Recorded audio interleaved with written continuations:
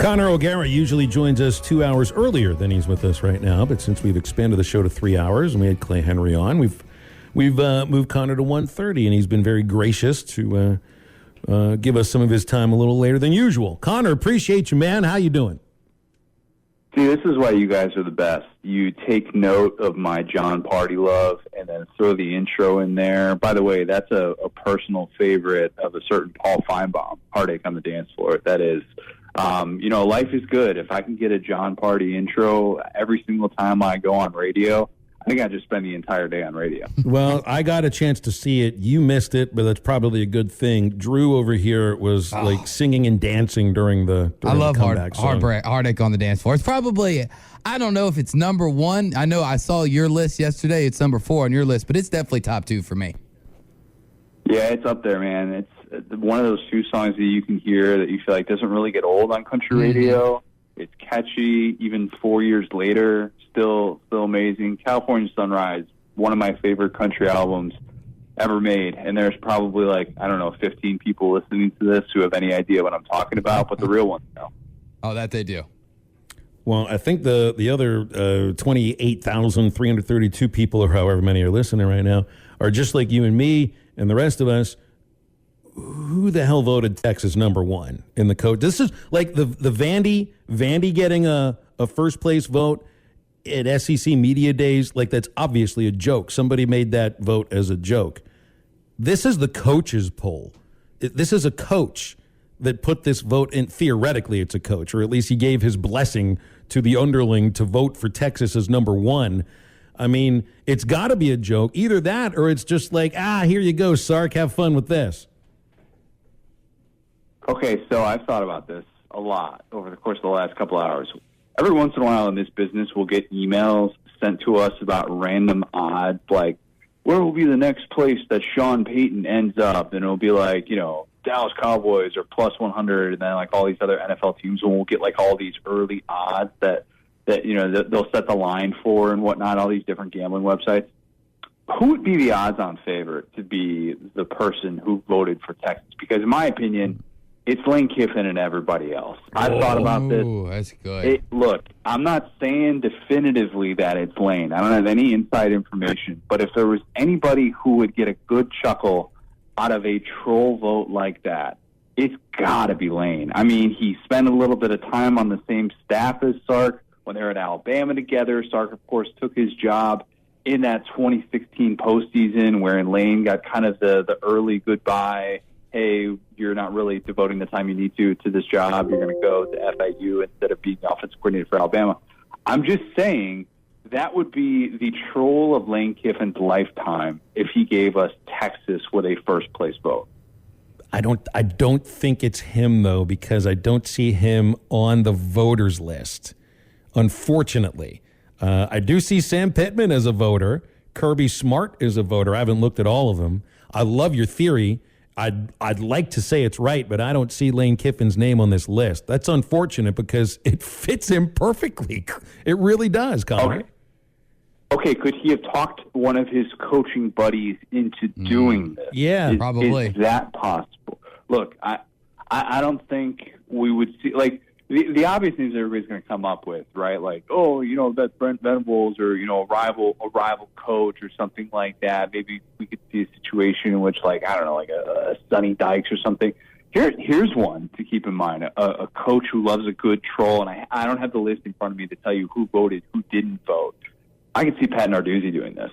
This is right up his alley. The Pitt coach who, look, he'll call his shot against anybody. He doesn't care who you are. He loves taking down the big boys. He loves being able to talk smack. He's one of the few coaches that can kind of dish it. Another one to keep in mind, Eli Drinkwitz. I don't know if he's on that list. He's a coach who loves to troll. Trolled Texas last year at SEC Media Days when talking about, I can't remember what specifically it was, but it was about, he asked the question about whether or not we're going to get flagged for horns down. So I'm just saying, I'm going to put on my Scooby-Doo hat here. We're going to get to the bottom of this. We need to be able, if we do nothing else this college football season, we need to figure out the coach who voted Texas first place in the coaches poll. Well, Narduzzi is a voter, so you got that going for you. So is your boy Joe Moorhead at Akron this year. And Mike Elko is a voter. He's 100% original, authentic as it gets. No, Joe, that's not really Joe's. That's not his lane. I think he's a little bit more by the book when it comes to that stuff. Okay. Well, there's a little dissonance in the coaches poll and your personal preseason poll. A difference of about 12 spots. The coaches of Arkansas 23rd. You've got them way up at 11, and I know we've done this before because you've picked Arkansas second in the SEC West. But you're swimming against the tide as far as that's going because the coaches have picked A&M to finish ahead of Arkansas, just going off what they voted on. Yeah, and look, two different things. It's very different to say where I think a team should be ranked in a preseason poll versus where I think a team is going to finish. Mm-hmm. I hate it when we try and project and we try and predict where a team is going to finish because then we have instances like Texas or like USC, who, by the way, neither of those teams went to a bowl game last year. Why do those teams deserve to be inside the top 20?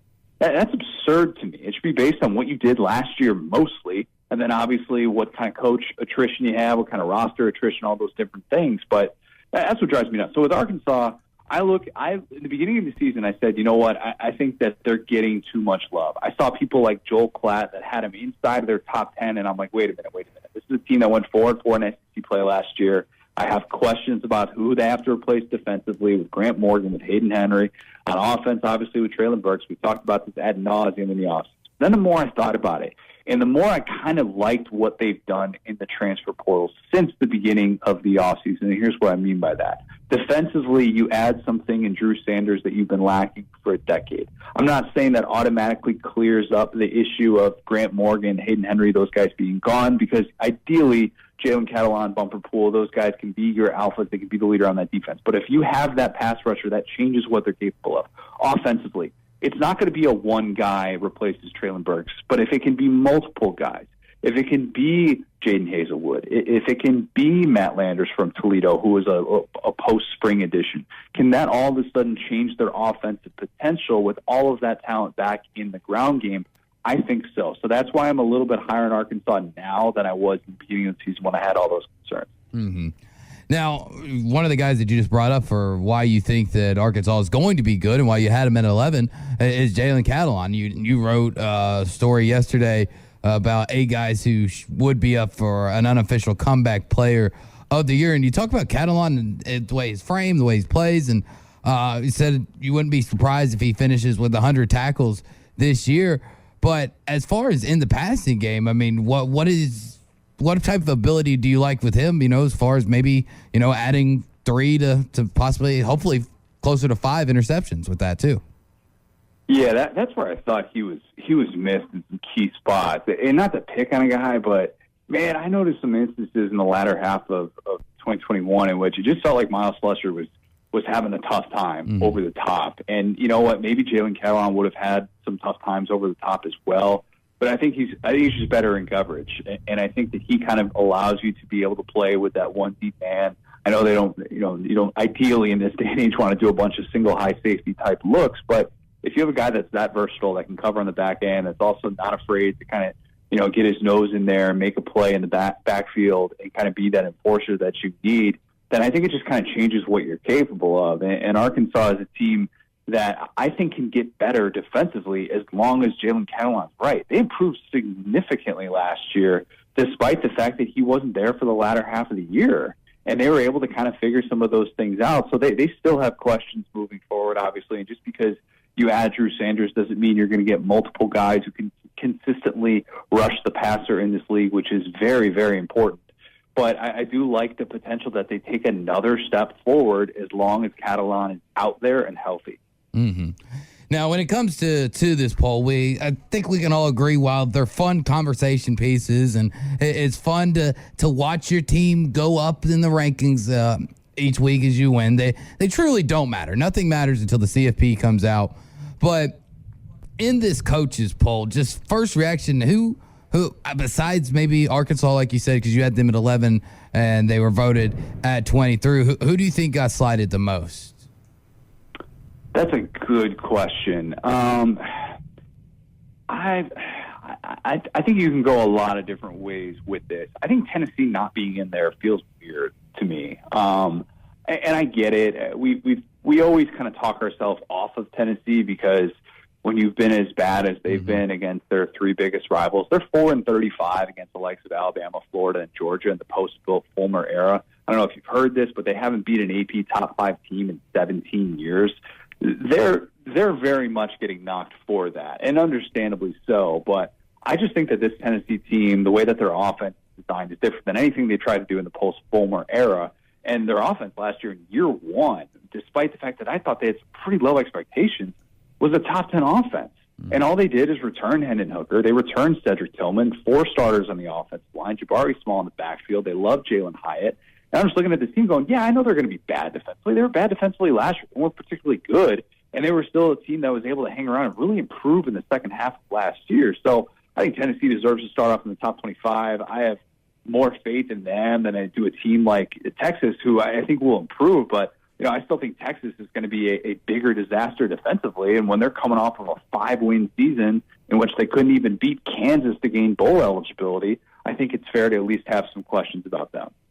I want to ask you what you expect out of Will Rogers this year. I know historically quarterbacks in year 3 under Mike Leach in the air raid system, I'm talking year 3 as a starter, have had gigantic years.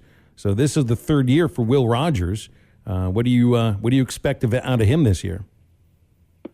I think there is an asterisk when it comes to all air raid quarterbacks, and I don't know at what point we remove the asterisk and we say, yes, you had a great season, because I thought last year Will Rogers was really getting close to that, and if he had won either of those 2 last games, I think we're talking about him in a much different way.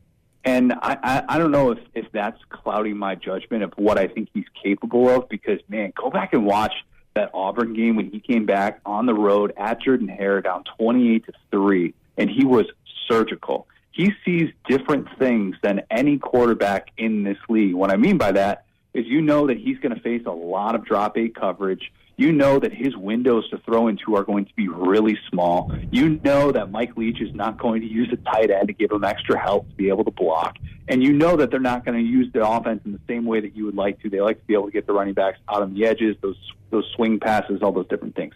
So it's tough to sit here and say, yes, I think he's going to be one of the 10 best quarterbacks in college football, because I think that there are still some limitations with him, and the efficiency is just not going to be there in the same way that it is for other guys. But can he still be one of the better quarterbacks in the country? Yeah, he was last year. And I think that those last 2 games are really kind of overshadowing how good he was in the month of November, when it looked like for a while, man, he is really taking that next step. He's going to put up a ton of yards this year. He could get into the 5,000-yard club, and it wouldn't be particularly surprising. They got to figure out what they're going to do in terms of the deep threat without Mekhi Polk.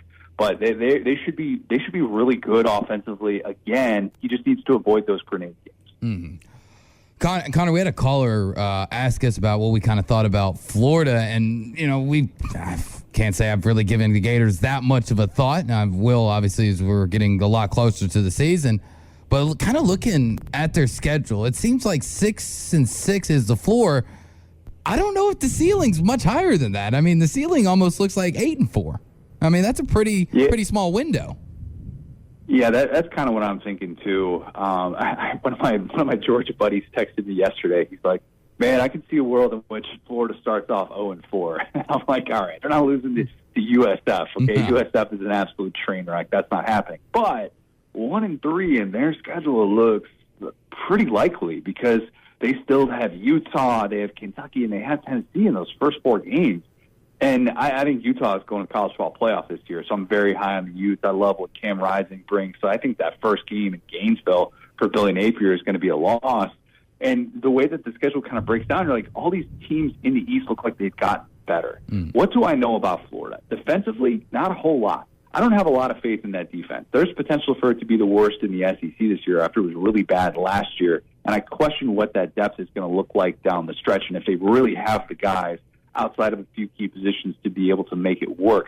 Anthony Richardson, if he's put in these must-throw situations where he's behind and the coverage is just sitting on him, and he predetermined some reads like he did last year, that's going to be problematic. But is he going to be one of the most electrifying players in college football? I think so. I think he's going to have these moments where we're just like, man, we haven't seen a dude like this maybe in a while. And it's going to be in flashes, and I'm not saying it's going to be there every single game and every single week against a tough defense, but it's going to be fun to be able to watch him play. And if you're a Florida fan, be okay with 7-5.